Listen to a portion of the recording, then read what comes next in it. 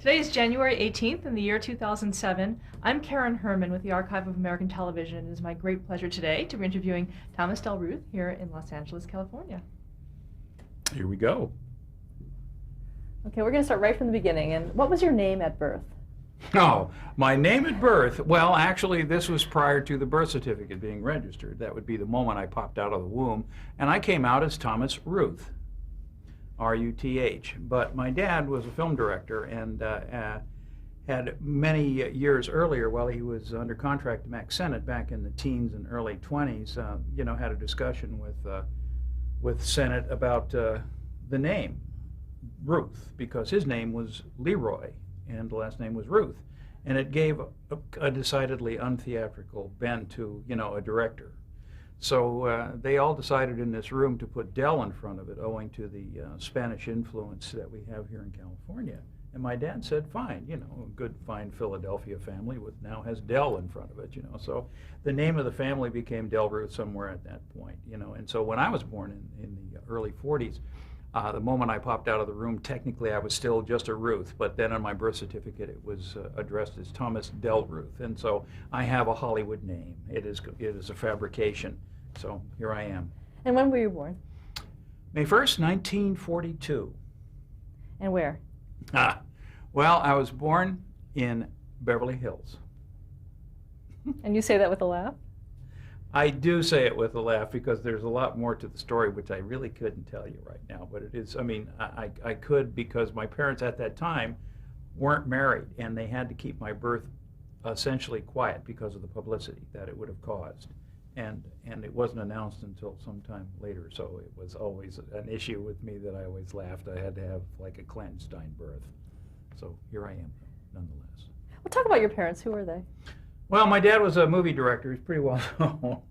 His name was Roy Del Ruth, and he did about 70 or 80 pictures, mostly a contract director at Warner Brothers for 20 years, but he loaned out to various studios, MGM, did a lot of musicals, and Bulldog Drummond, and I can't think of all the pictures, Babe Ruth Story, Red Light, a lot of film noir. And he passed away in 1961. My mom was an actress from Broadway, really. Her name was Winnie Leitner, and she was a singer, comedian, and a character. She came out with Joan Crawford. They had been both discovered together on the stage in New York, and they both came out to Warner Brothers and put under contract. And my dad happened to be directing one of the movies that both of them were in, and he really took a fancy to Winnie because she's such a character, and ultimately became my mom. And she retired from the business somewhere in the late 30s. It just got too much for her because she was a vaudevillian. She had been on the stage since she was 6 years old.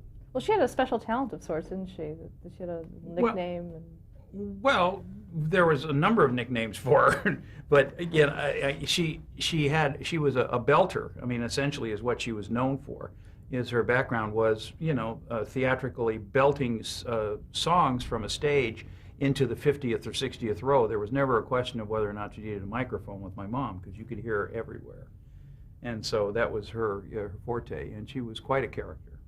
What do you think you inherited from your parents in that sense? Well, I have a sense of humor, and I certainly, admire, the thoughtfulness of my father, who I think was translated to some extent to me because I have an introspective quality about myself, which I resort to in moments when I really need to contemplate, and I have that ability to do that. But on the other side of me, I have a very extroverted side, which is a result of my mom's inheritance to me. I mean, I can be quite the class clown, if need be. So I have both of those, and I think that that's very important. I guess I have a sense of artistry about visuals and stuff. I'm sure that I inherited that from both. Mom was a decent artist with pen and paper, and my dad being fairly well known in the movie industry as designing a lot of noir work and a lot of other film types, that he was considered somewhat of an artist himself. So I think, fortunately for me, I might have chosen the right path in life, being a cinematographer. Did you ever accompany him to the set? Yeah, I did a couple of times. I met as a matter of fact, I mentioned a Babe Ruth story, and I happened to meet Babe Ruth just before he died in the hospital in New York, and this was probably 1946 or 47. I was probably not more than 5 or 6 years old. So I had an opportunity to meet him before he passed away. And I also got a chance to be on the set occasionally over at Allied Artists. There was one of the stages that was used in West Hollywood. No, out in Los Angeles, almost in downtown Los Angeles at the time. It was a warehouse stage that was set for Wrigley Field, and I remember being there quite vividly. And then also on the playing fields at UCLA, which doubled as a training area. And then I think as I got a little bit older, I got an opportunity to work on, or fly in a B-29, which was a thrill for a 9-year-old kid. My dad was doing a musical with Gordon McGray and Doris Day, and it was called Starlift. Jimmy Cagney was in it. It was a cavalcade of stars, essentially, doing various little vignettes and stuff, and it was a cool little movie from Warner Brothers. And we were out at Van Nuys Airport, and I got to sit in a B-29, and the pilot was going to fly this thing someplace else. But he said he would take me around the pattern. I said, oh my God, that'd be incredible. And so for this little 9 or 10-year-old kid sitting in the co-pilot seat of this monstrous bomber as it ran down the runway was really a thrill. So those are big moments in my life. Did you have any siblings? Well, I have 2 half-brothers. And oddly enough, they're both named Richard because really the family likes the name. They call me Dick. So just to mix it up a little. We have 2 brothers. I have 2 half-brothers, both named Richard. And one was an assistant director in the business and production manager. And the other had no affiliation with the business whatsoever. He became an accountant. Was there a lot of, within your family, were there a lot of movie people that came to the house? Was that something that was part of your youth? Well, there were. On occasion, my parents would have parties. My dad was not nearly as sociable as my mother. My dad was very, very quiet and preferred not to be in the limelight. My mom, of course, was very gregarious and outgoing, and she would invite people, at will. And so we always had people, at the house. I mean, we had, I remember actors such as, for example, you may not remember them, but Dane Clark, Jack Carson, Tyrone Power, Clark Gable, they all lived up the street, so they used to come over. My dad was a car aficionado and formed a very strong relationship with Clark Gable, although they hadn't worked together, but they were both automobile freaks. And my dad was a notorious character as far as buying and selling big cars is concerned. So the actors usually would come to my dad for finding out what car he currently had, and then they'd want to buy one from him or get a new one from the agency. So we had these kind of people around the house all the time.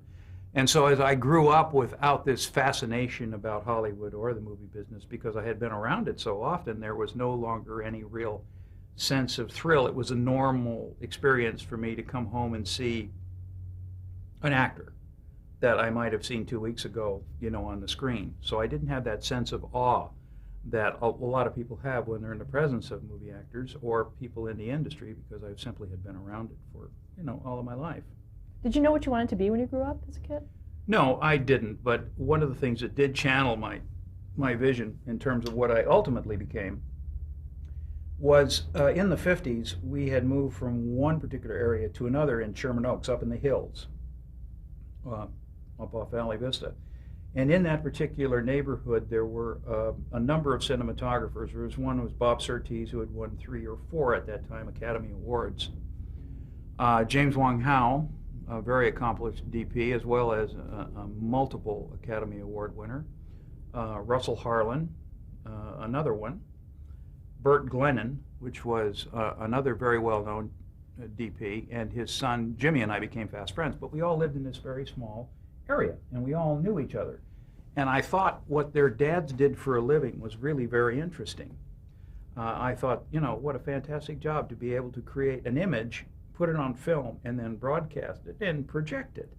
I thought that was very interesting, and my dad, being a director, had very high regard for cinematographers because at that time, the art and craft of cinematography was somewhat more complex than it is today, because there were very, very marginal and narrow guidelines which you had to follow very closely, but create art within this tight framework. Because the latitude of the film was not particularly great, the recording ability of the film to record low light was not particularly great. You were talking about ASA 25 film as opposed to ASA 500 or 800 nowadays. So you had to be very careful and very good at what it was you did in order to capture the image the way artistically it would convey the story. And so they were essentially the masters of, of cinema, of being able to capture these images and ultimately create a story from them, working in conjunction with the directors. So I was fascinated by this, and they also had dark rooms, most of them, so they used to do still photography and be able to develop and print. And I used to watch these miracles become reality on these 8x10 sheets of paper. And I thought that the DPs had great personalities, and why I thought that was because one of them, and the guy that I mentioned, Bob Surtees, who was a 3 or 4 time Academy Award winner, had an Academy Award that he used to keep as a door jamb, to keep one of his doors open, and the dog had gnarled the head off of it. And the dog had used it as a teething ring and used to drag it around the house, and Bob used to put it back over by the door to keep it open. But he had the other 3 on the mantle, and I never understood why it was that one Academy Award that bore the brunt of the dog and everything else that occurred in that house. And I often wondered if I could have thought and ever asked him, I said, I wonder what you won this for, and why did you take it out on this particular movie, being so abusive to this Academy Award. But I just thought that they were wonderful people and interesting, and as a matter of fact, there was my high school sweetheart's dad was a director of photography. His name was Russell Meddy, and he was under contract to Universal.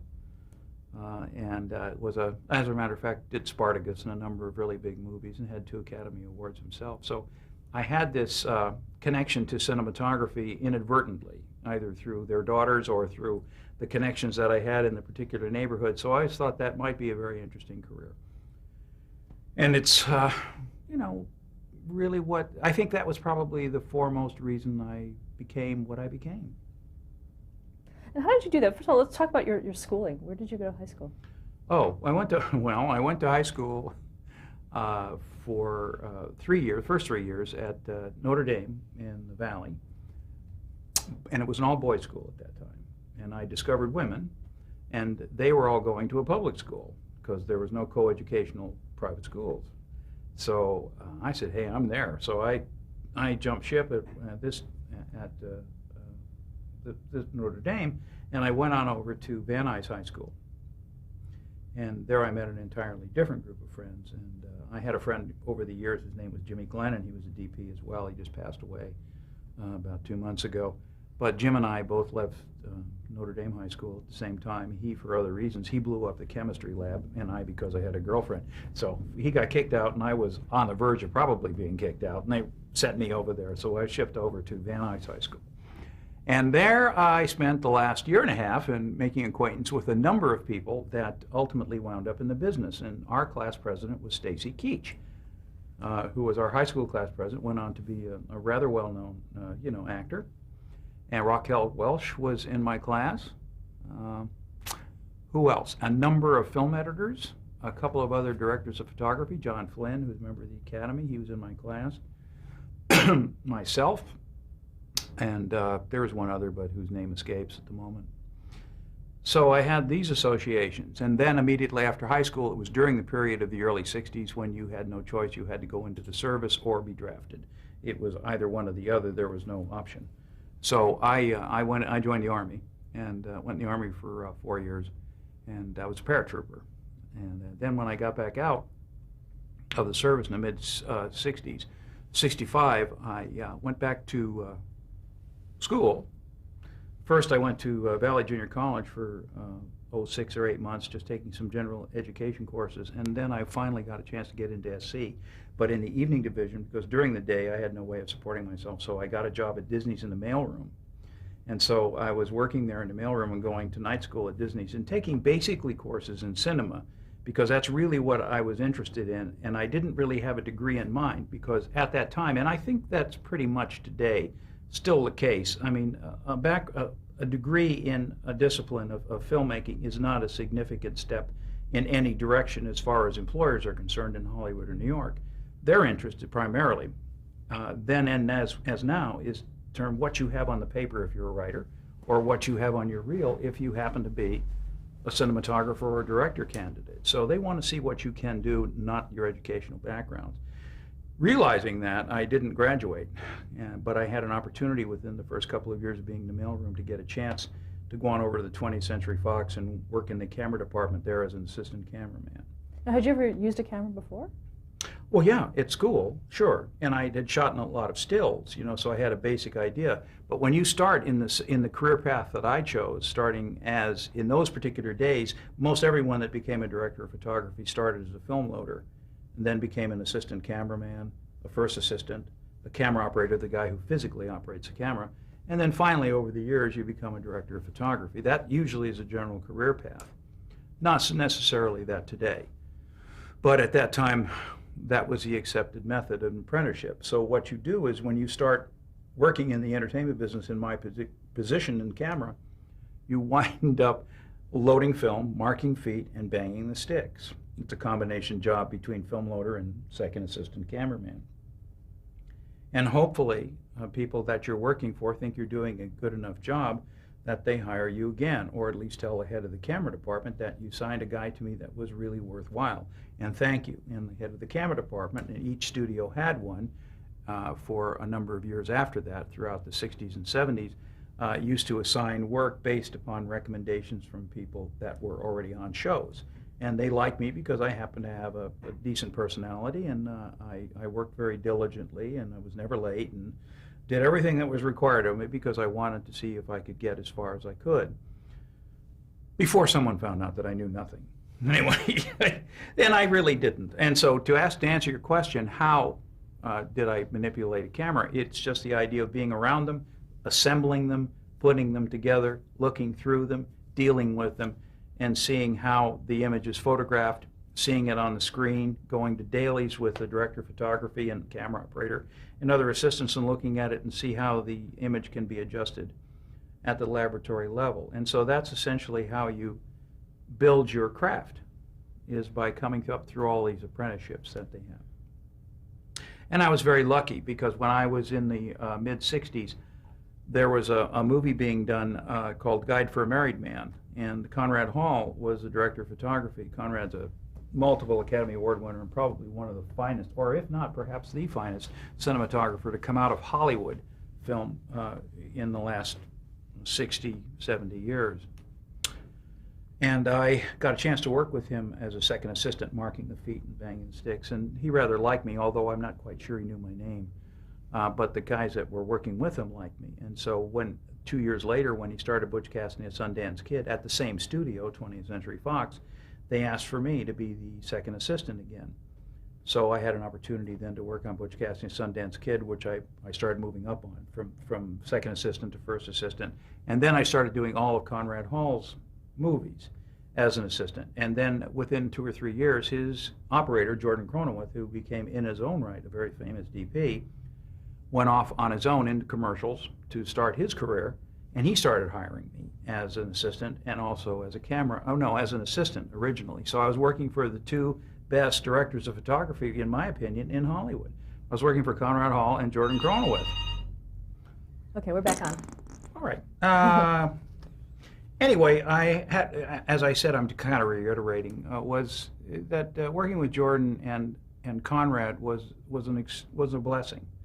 And because of that association, I got picked up also by a DP by the name of Bruce Surtees, who was Bob Surtees' younger son, who was a really an extraordinarily gifted DP working in hard light. And he used to do a lot of this noir stuff that I thought was really brilliant. And fortunately, Bruce is still with us today, lives up in Monterey. So now I had 3 DPs that used me.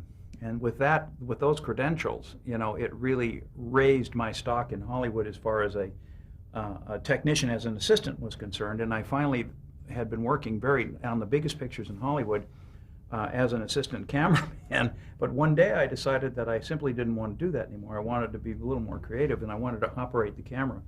And so one day I took all of my tools and equipment that I had living in the apartment complex in which I had an apartment, and I threw them down a trash bin and in the dumpster. And I came back and I sat in my apartment, and I thought, oh my God, what did I just do?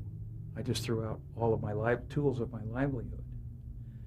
But I got on the phone and I called several of the directors of photography that I had worked with, Jordan, Conrad, Bruce Surtees, and another DP, and I can't remember his name at the time. He's gone now. He owns a vineyard actually up in Northern California.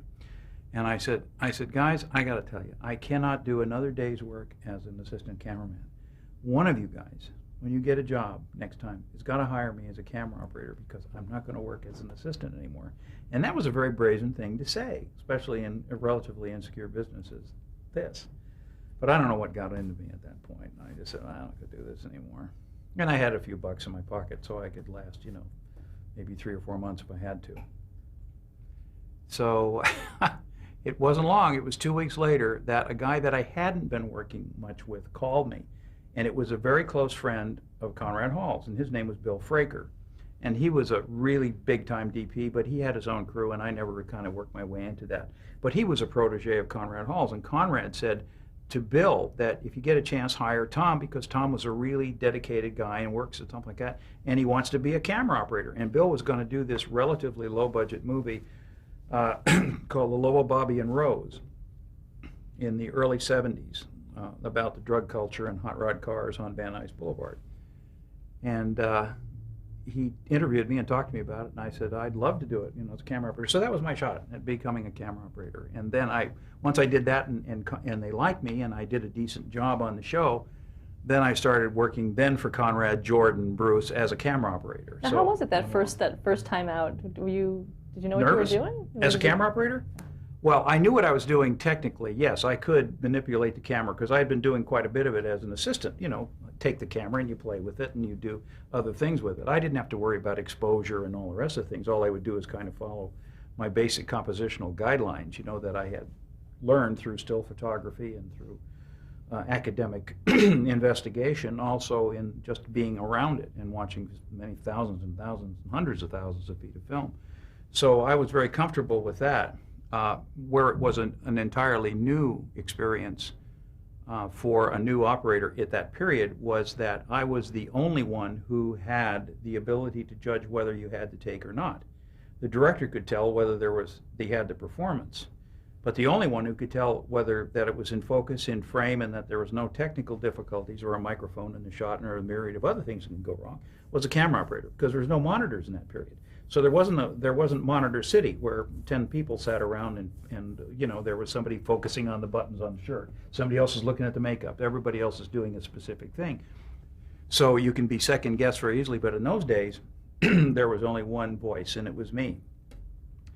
And that was the toughest part because a lot of money was riding on each shot, and you, the camera operator, were the only ones who could really tell if the thing was working. The dolly shots and the compositions and the rest of the things. So you'd say yes or no based upon that. And then you would be proven right or wrong in the dailies. So it was good. And it just happened that I developed my communication skills through doing that. I was the voice between the actors and the director and the DP. So I had this triangle working all the time because I had to talk to everybody frequently about everything that needed to be done. And I thought that was a very creative and interesting way to spend your life at that time. I wouldn't like being a camera operator today. I wouldn't like the idea of 5 or 6 other people looking at the monitors and then wanting to adjust something or change something when I would have had approved it. Because I like it the way that I happen to particularly shoot it. So I think today operators are not as free as we were then. What about you mentioned that's where you learned your communication skills. What is your style of communication in general?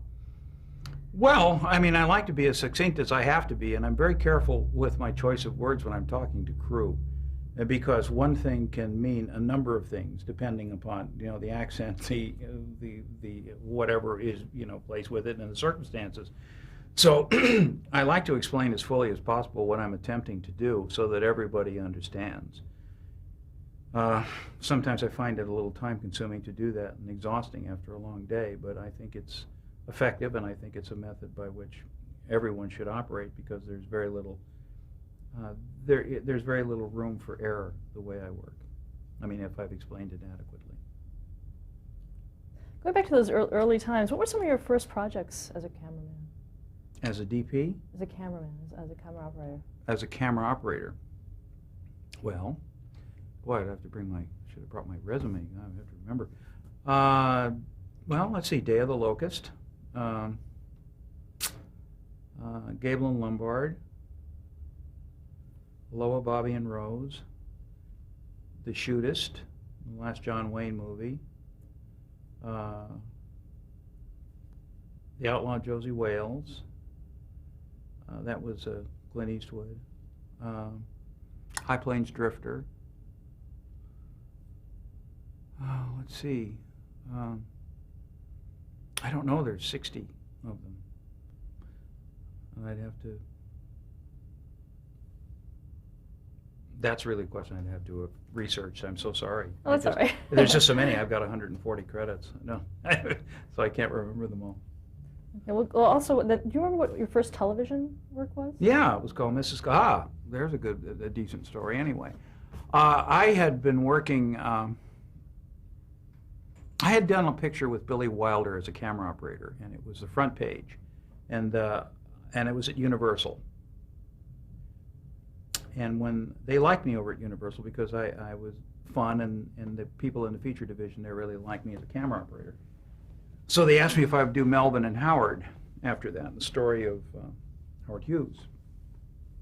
And I said, yeah, I will, but I said, I'd like to be a director of photography, so what can you do to help me, in this area? And I'm talking to the heads of production there at Features, and they said, well, actually, I'm not sure we can at that particular point unless you get some film on yourself. So I said, why don't you start in television? And I said, well, I don't know. I don't think I want to go into television because I know what will happen if I go into television. I'll never get out. And they said, well, that's a possibility, but the only way to really build your resume and get feature work is to have stuff already on film, because nobody's just going to hand you a $20 million picture, which was expensive at that time, without having any experience. They'll do that with a director, but they won't do that. But they won't do that with a DP or an editor. So I said, okay. So they introduced me to the heads of television there, and Johnny Bloss and a few other guys, and they said to me, well, we'd love to have you over here as a DP in television. I think we could do something with you, but you have to do something for us first.